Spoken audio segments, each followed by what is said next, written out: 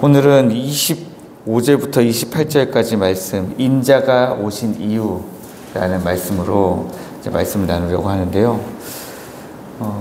우리가 살아가는 성도들의 삶의 영적인 원리가 세상의 원리와 어떻게 다른가 잠깐 살펴보고 우리의 이 말씀을 붙들고 함께 기도하려고 합니다.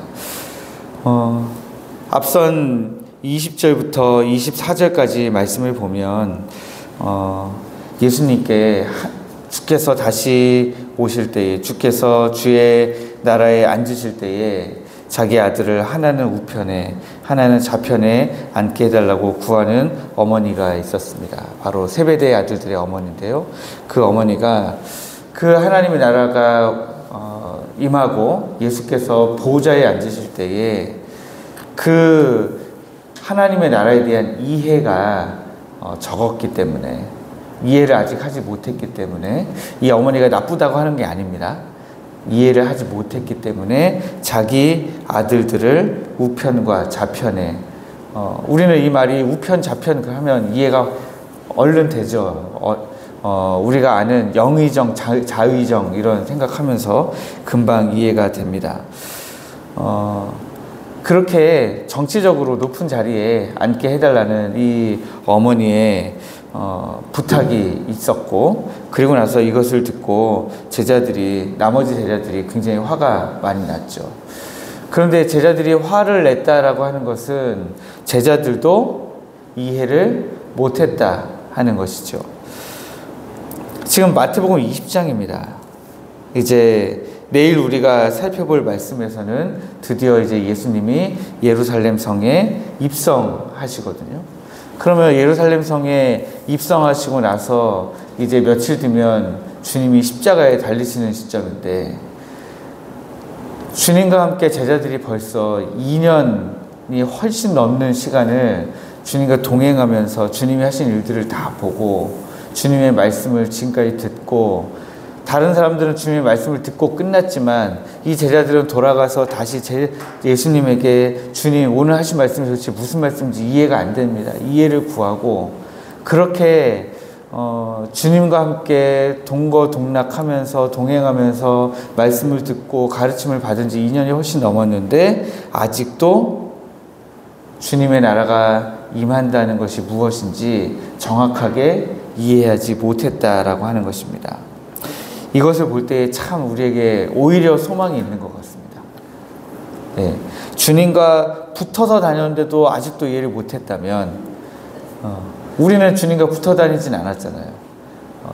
우리 성령님께서 우리 안에 내주하셔서 우리가 동행하시기는 하지만 주님이 상세하게 가르쳐 주신 이 말씀에 기록된 이 모든 일들을 우리가 다 겪은 것은 아니니까 오히려 우리에게 소망이 있진 않는가. 그래서 오히려 보지 않고 믿는 자가 더 복되도다, 이렇게 말씀하신 게 아닌가 싶습니다. 어쨌든 그런 제자들에게 주님이 이제 하시는 말씀입니다. 세상의 원리는 뭡니까? 25절에 세상의 원리는 집권자들이 그 이방인들을 임의로 주관하고 그 고관들이 그들에게 권세를 부리는 것이 세상의 원리입니다. 세상의 원리는 다스리는 거예요. 네. 그러나 우리 주님의 나라의 원리는 뭐냐면, 크고자 하는 자는 섬겨야 되고 으뜸이 되려고 하는 자는 먼저 종이 되는 것이 하나님 나라의 원리다라고 말씀하고 있습니다. 세상 사람들이 살아가는 원리와 하나님 나라를 살아가는 사람들의 원리가 다르다라는 것입니다. 그래서 세상 사람들도 겸손이라는 단어를 압니다. 그래서 겸손이라는 미덕을 굉장히, 우리나라는 또 왜 그렇게 겸손이라는 미덕을 중요하게 여기는 나라인지 참 신기한 나라예요, 어떻게 보면. 네. 그런데 이 겸손이라는 미덕을 가지고 하는데, 이 겸손이라는 미덕을 저는 참 세상 사람들이 말하는 겸손이라는 미덕이 어떤 때는 너무 힘들 때가 있어요. 왜 겸손이라는 미덕을 행하려고 하냐면, 목적이 내가 부끄럽지 않으려고 하는 겸손의 미덕이라는 게 있다는 겁니다. 내 참여과 내가 겸손하지 않다가 오히려 저 나락으로 떨어지는 것을 막기 위해서, 무언가 일어날 수 있는 부끄러운 일을 막기 위해서 겸손을 먼저 겸손하게 한다는 거예요. 겸손하게, 저는 할 줄 아는데 잘할 줄 몰라요. 예를 들어서 축구를 한다고 하면 축구를 잘하는 사람이에요. 그런데 나보다 더 잘하는 사람이 있으면 창피하잖아요. 그러니까 제가 한 중간 정도 합니다. 우리나라 사람 중간도 되게 중요하죠. 잘하면, 가만히 있으면 중간이라도 가기 때문에요. 네, 중간 정도만 하면 된다고 생각하는 거예요. 그런데 하나님 나라의 원리는 나를 위한 게 아니에요. 내가 부끄럽지 않기 위해서 살아가는 원리가 아니라 주님이 오신 이유를 따라서 살아가는 원리입니다. 주님이 오신 이유가 뭐냐? 섬김을 받으려고 오신 것이 아니라 진짜 섬기려고 오신 거예요. 내가 어느 정도 섬기면 사람들이 나를 이만큼 높여주겠지? 라고 그런 생각으로 오신 게 아니라는 겁니다. 진짜로 섬기기 위해서 오신 겁니다. 근데 우리는 때로 교회 안에서도 마찬가지입니다. 교회 안에서 우리 교회는 제가 지금까지 와서 한 번도 그런 것을 보지 못했지만 우리가 많이 듣잖아요. 다른 교회에서. 저도 여태까지 사역했던 교회에서 많이 듣고요.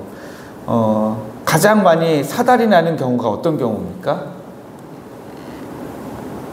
교회에서 많은 일을 하셨는데 잘 높여드리지 못했을 때.